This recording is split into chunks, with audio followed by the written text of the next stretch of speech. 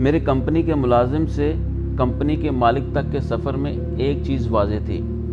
وہ ایک سٹوری میں شیئر کرتا ہوں۔ کل میں نے ایک سپلائر کو فون کیا اور اس نے فوراً مجھے جواب دیا کہ میری مشین خراب ہے، ابھی نہیں ہو سکتا۔ تو میں نے فوراً اس کے کمپنی کے مالک کو فون کیا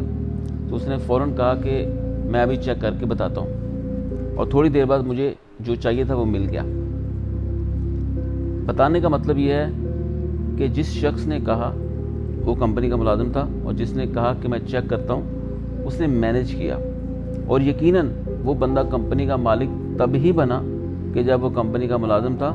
تو وہ اسی ایٹیٹیوڈ کے ساتھ کام کرتا تھا۔